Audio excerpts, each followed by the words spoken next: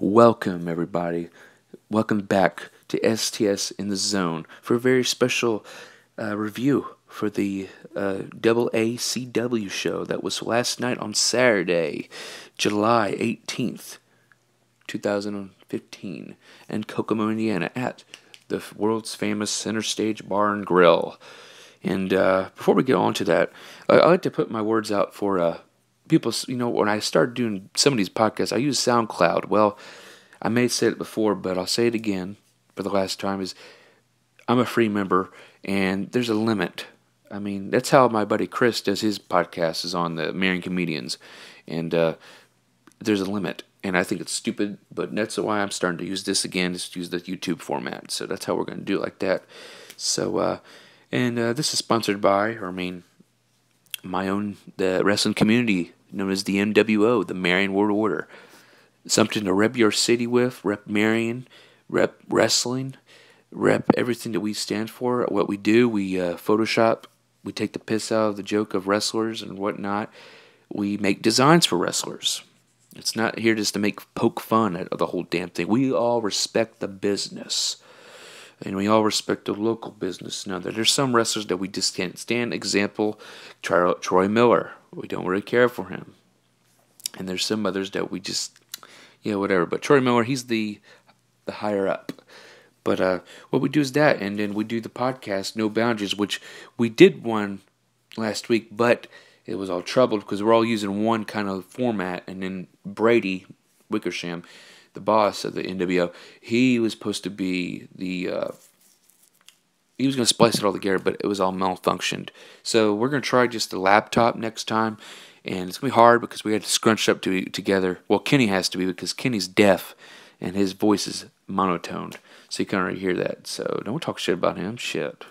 But other than that, we got the first I got to say about the MWO shirts. They're looking fan-fucking-tastic. I think they are amazing looking. I thought they're going to be retarded looking or whatnot. Sorry if I said retarded. But I thought, this is one hell of a logo. And I think this Friday, we're trying to get more sales too, I believe. We're trying to make it big, and for the first, want to be one hell of a show. And that's before we get to this review. The next ICW show will be on August 1st, which is going to be ICW Presents Fright Night, featuring the Boogeyman, who's going to be facing Troy Miller, which is AKA, spoiler alert, Troy wins from somehow. Maybe the Boogeyman will get some worms. Let him eat some worms, Who knows? We might have that. But I have no idea. You can say, well, I don't know what to say. But I think it's going to be a good event. If you just want to go there, there's some wrestlers you don't like or anything, just troll the hell out of them. La Raza will be there. Johnny Plex and El Diablo Monte, or whatever it was, sorry. And their manager, Sid, the mastermind, Paige. Me mastermind here. And there's one thing, I think Simply Irresistible is going to be there. All the titles are on the line. But there's and women's title and United States title, Chad Engel, which is AKA Simon Cowell, he's defending his belt. And then, thing that's missing is the Elite. The Elite is not booked for the show, which I have no idea. What is up with you ICW overbooking shows? I've heard of this backstory. What is going on? The Elite are a hot heel draw, hot tweener draw. I am a fan. I'm a fan of them. You can say, well, no, we NWO, we support the Elite because we know who they are. They're great fucking people, and they're a great damn team, and they can work the hell out of a crowd, draw heat, whatever. One hell of a team. Hank Calhoun, Tony C. Rancher, and Killer, which they had a very fantastic match, which I will talk about, and bullshit also. But let's just start this out of the way. Okay, we're back now. What I can say about this event is it was hotter than hell in there. I felt like shit here. It was very hot in that damn. There had like a bunch of ceiling fans, and I still was like, I had to give me some water to drink. But let's just start off here. The ring, it's a very miniature ring. I call it the mini WCW ring. You know, oh, excuse me. But it all starts out. They got their own commentator slash ring announcer. Well, first comes out the commissioner. I forgot his name. Sorry. And then he gets an intro from this guy who looks like Tennessee Lee or just Yeehaw. Call him Yeehaw. But he's known as the Rancher. He's an ex-pro wrestler for WCWA, and he told us a bunch of the stuff I'll talk about later on, but I can't remember it all. But he's like their commentary guy, which kind of in the first spot, you know, it's kind of annoying in a way because he's saying stuff to, oh, the referee didn't see that, and then the referee's there. I mean, oh my God, you saw that, you know? It's really the thought of the stuff, but you know, it's pretty entertaining. He sat by us most of the time. He was just sitting around. He usually just walks around and, oh, the wrestlers, and he takes heat for the heels, and which is like, whatever. But he comes out and then, hey, everybody, all this shit. And then J.H. Hogg, who is the AACW champion, comes out. And he comes out, you know, because this is our first AACW show we've ever been to. And he won the Battle Royal in the Royal Rumble kind of style match to win the title. And it was an awesome, great night for him because he paid tribute to his dad. His dad passed away, Pops, and I think that's really sad. And I also want to put Pops over because I tell you what, in January of the very first show I've been to at the ICW show, where me and my buddy Devron and my buddy Zach, we came along there, and we seen there's this old senior citizen, like we're old guy sitting next to us. You know, no offense, man. I mean, he was just an old guy. Hilarious as hell. Fucking hilarious. Telling the wrestlers to fuck off and all this shit. And a grumpy old man, you know. Awesome. And I realized that was Pops. And, oh my God, it's just... Because Hogg would always come and talk to him. Like, he would say, Dad, you know, this stuff. One hell of a guy. And entertaining as hell. And may you rest in peace, sir. And you get the best seat in the house to see your son run one hell of a business here, and be one hell of a wrestler he was. So just like you said, you always get the golden ticket. So rest in peace, Pops, and get the best seat in the house in heaven. Jesus, take care of him now. But he came out, and then he said whoever someone jumped him last month, and he said he called it I want someone who told me who's going to come out here. Who's the one that did this? And who comes out is, I forgot his name. Sorry, something Kane, Solomon Kane, or I don't remember what it was. My bad. Sorry. You can give the comments to who the hell it was. He looks like he has a cane. He walks. He's like a disabled. I call him Grandpa Cripple, which is not real. I mean, because I didn't care. I mean, it's fine with me. Grandpa Cripple. He comes out and he's like, I think they went into business together at the same time, but he sounds very old. When the way he was speaking to the mic, we could already hear him, and but he basically get this all done. He basically says, you know, if you want to know who did this to you or whatever, you're going to win the belt. I want you to have the belt on the line, and the last man standing the match, no disqualification, and yada yada yada. And then all of a sudden, here comes this one guy with black paint or corpse paint or whatever the hell it is. And it's basically his tag team partner that he had the last match, Justin Hart, or a.k.a. Just in Time. And like he's like, you know how you play a fire and get burned and all this shit. I was like, good God, a Bray Wyatt ripoff or something, or just other stuff. But that was the first segment.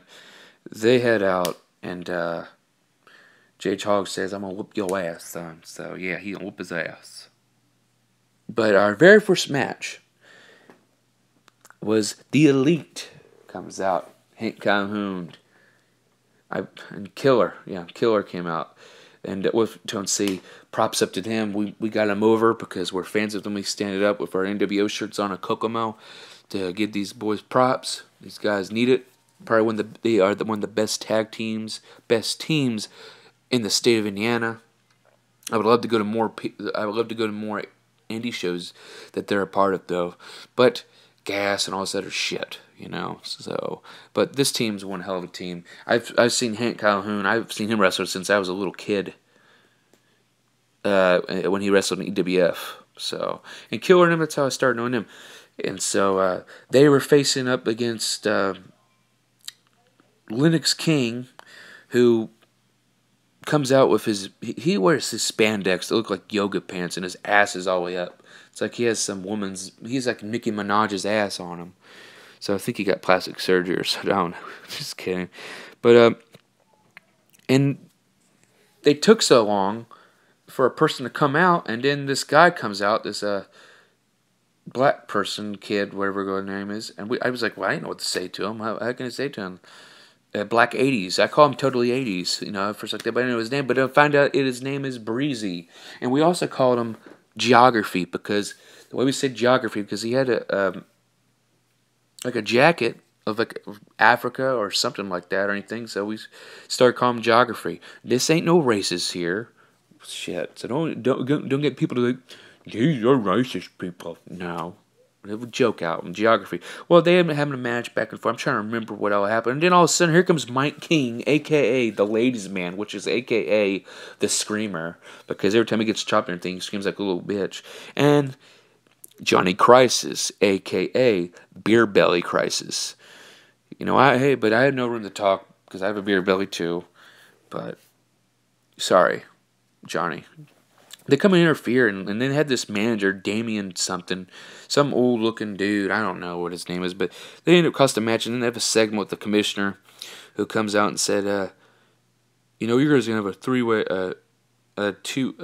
six-man tag or something like that. And then, you know, Hank's like, you know, why don't you have Geography and King, Lennox King or Yoga King, get a shot too. So it's gonna be later on. It's gonna be a three-way tag team for all of them. So I was really expecting. That was a pretty cool spot. You know what they did. You know, just came in there. You know, when you see Johnny Crisis with his little pants he's wearing, his half shorts or half cut off, and that he's being Zack Ryder when he first came out by himself doing the woo woo woo gimmick. So that was basically to the next thing. So, but now let's go to the next match. The next match we got here is Johnny Plex versus Justice. Now this is one of the two big Mexican dudes, Chicanos. I call this Chicano match. Back and forth action. I'm trying to remember all of it. I'm sorry. It's not really an in-depth review because I was there. I just wrote stuff down to what matches are on and who won. Back and forth action. John Plex, part of the La Raza, came out with El Diablo and Sid Page, a.k.a. the Mastermind. And then you have the Rancher. I'm talking about the Rancher. Rancher says, why do they call you the Mastermind? And all that stuff, and yada, yada, yada. He's somewhat annoying, but he's a pretty cool cat. But they fight back and forth, and good stuff. I mean, had a bunch of double takedowns, both power. And these guys are pretty good. I think Johnny Plex is probably one hell of an athlete in the in ICW and AACW. Justice is right as well. And but Mastermind had a plan of his own. And Steve Wilkos. I'm not about that. Wilkos, which is his first name is Brent. He's one of the referees. I don't know what his last name is though, but he kind of looks like Steve Wilkos, but not Harley. But we call him Wilkos. But he was there for. But Mastermind ends up. Excuse me. He ends up taking him for a. He ended up distracting Steve Wilkos, and then LW hits Justice from the top rope or the second rope, whatever, on Justice, and then, like I told him before, Johnny Plex uses a weak ass leg drop as his finisher, and I'm like, oh my god. But that's how it won. Johnny Plex wins, and he beats him with the weak ass leg drop. The next match we have is Tone C of the Elite to face the Pitbull, which I call him Pittsburgh, just because he's bald and stuff. But you know he lost there this time. But also do the crowd here. The crowd's very I mean, I'm the annoying one in the crowd, I don't want it to be.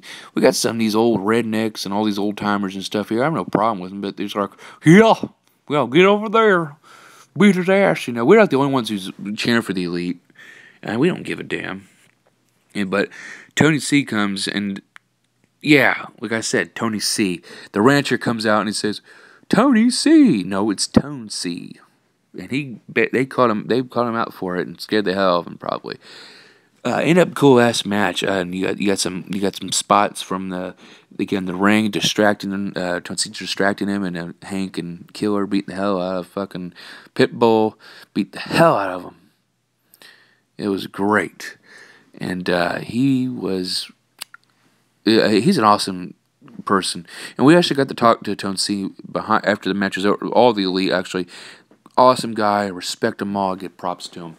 And back and forth, Pitbull. And then they got the cheap shot, and Tone C wins with a very beautiful double arm DDT. I don't know what you call it, Tone C, but that was one hell of a damn double arm DDT. I love that. And I thought it was awesome. But that's your winner, Tone C. We next have our next match, which is it's going to be El Diablo from the La Raza versus Tygon, a.k.a. the Stiffer. And when I say the Stiffer, I've heard some stories that this guy's stiff as shit. He looks like a damn tiger, or Tiger Mysterio Jr., I didn't really see much of this match because the Elite, we wanted to take a picture of the Elite promo shots, for MWO or whatnot. We're trying to get more wrestler shots, just to do different designs or Photoshop ideas. But we missed some of the action, but we were there. We got to see a bunch of Simone drops and stuff, which I liked that. That was pretty cool. Not very much I can remember, so sorry. I just know that El Diablo, when he went with a F5 maneuver, which I'm going to call it the Mexi F5 or the Chicano 5 or something like that, but he did it a very different kind of way. El Diablo wins. He's, how Mastermind just drops the damn card and the damn ring on the body. It's like, Mastermind. He's one hell of a guy, too. And, but I've seen, like I said before, I've never been so annoyed at a wrestling show. I'm supposed to be the one, supposed to be annoying people. Not me getting annoyed. I'm supposed to annoy them. But it was hard in hell outside. I had like a panic attack because it's so much hot and just had to get some air, and it was unbelievable. But we have that one match that we had before, the match that was canceled in the very first because people kept running their business there. It was the Elite versus Geography, a.k.a. Breezy, and Lennox King, the Yoga King, versus Beer Belly Crisis and Mike Gayhor, or Kinghole, or the Screamer. A lot of cool, awesome spots, and I wish I had the spots where Geography hits. Did some spot. They all did some jumping spots, cross bodies from the top, from the middle rope, running. I don't know. There was no suicide dive, but planches and all that shit. It was pretty entertaining. I loved it. Lennox King and Geography wins because Lennox King, his finisher is the attitude adjustments, or Death Valley Driver. I call it the John Cena finish. So they win. It was pretty amazing. I wanted the Elite to win, but the babyfaces had to prevail. And that's alright. I think it's funny because they came over here, Geography, and Lennox King about to leave, and Geography, they were high-fiving everybody, and they saw us give high fives, and then we were like looking at him like, boo, and then he gave us a suck it sign, which I thought that was unbelievable funny and stuff. But all of a sudden, Bleak's pissed off, and then they beat the hell out of Lennox King. Beat the living hell out of him. And then they gave him, which I posted on Vine and YouTube, that spot, the Cash Splash, or whatever the fuck it was called, and it's why you don't mess with him. Beat the hell out of Geography too, but Lennox King got the most. Then he did some stupid speech like, "I'm gonna get you because I'm gonna do the John Cena finish on you," and yada yada yada. But that's how it was. But the Elite still got the upper hand at the very end after the match, which I thought was very entertaining and awesome. So go Elite. And the very last match, yes, it's gonna be 20 minutes, over 20 minutes. In this thing is, which I'm not gonna talk very much of it though, but is Jay the AACW champion versus Justin Hart, his brother, or we call him Just in Time. This basically was a last man stand match. It was an all-out brawl outside the ring, mostly entertaining. But then again, I call it the ring around the rosy match because they kept going around the corner. They used cookie sheets. They used everything except the kitchen seat. They used a table, which I'll show you in a minute, because they just kept brawling around and beat the hell out of each other. They got to go in the ring at some point, but then I see Solomon Kane. He having his little cane kept hitting him. They just kept going around and around the damn thing, and then he kept singling for something. And here comes Mike. Here comes those dumbasses again. Him and damn Johnny Crisis comes in there with his beer belly jiggling around, trying to cost him. And they put a table up, but that backfired because I posted, Brady posted, I didn't post it.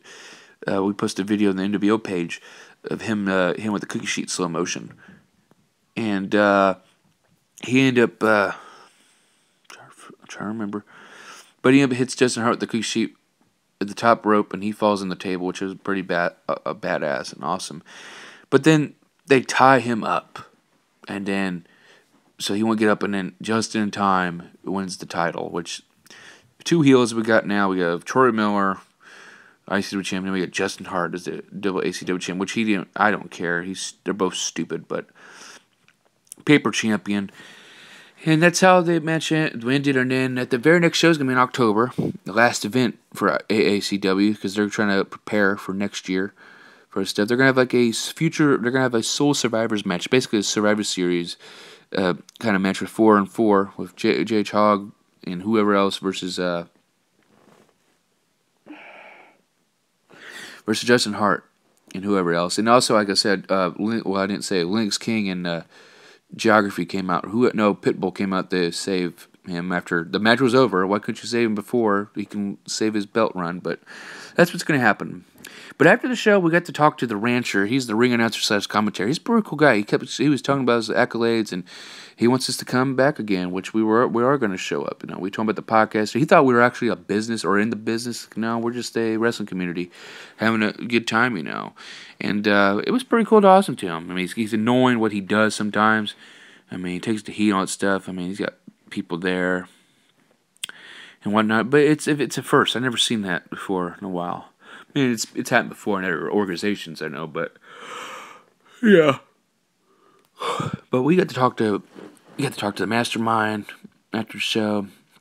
We got to talk to all these people, the elite, good people in the business, and it's awesome. I think this is out of all the times I've won ICW and shows, this was the best because we got to talk to them about the wrestling and what's going on, But the Elite's got to get over. They're one of the best teams in the world. I just still don't understand why ICW doesn't have a show.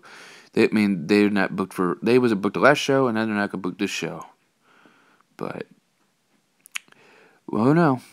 But that was the AACW review, and it was pretty damn good. But the next show is in October. I think the 14th, 14th, I think. But we will be there. Hopefully, we'll have more people, and hopefully, we're not gonna drive in a damn truck because I was in the middle, and I was claustrophobic. Pass out. But yeah. But this is STS here. I'd say go on to. I'm gonna share. Well, it's already gonna be shared on the NWO page. Keep on supporting. Get anybody you know who's a wrestling fan or who just wants to rep Marion to like our page. We don't even have the website thing. I would just gotta click on our thing and just share it and invite people to. Yeah, just invite people to like our page. Hell, we would very appreciate that. And also, sooner or later, we should be doing another No Boundaries podcast with Brady and Kenny's reaction to this event. I'm not going to say as much. I'll say it. Like I said, I'll say a couple sentences and stuff. But I want their reaction to this. This is my standalone podcast. But I'm gonna let you go. I don't know when it's gonna happen. And also, we're trying in the future. If you want a MWO T-shirt, I think we're gonna try another run for Friday. Going back again in order. Because we're trying to get more shirts before the 1st so we can get more people to wear them on the 1st. So if you hear this or you see we already posted on the page and stuff, get a holler. $15 ain't bad for a T-shirt. And these logos are fucking amazing. So I'm STS. And you've just been into the zone. STS Zone. Peace.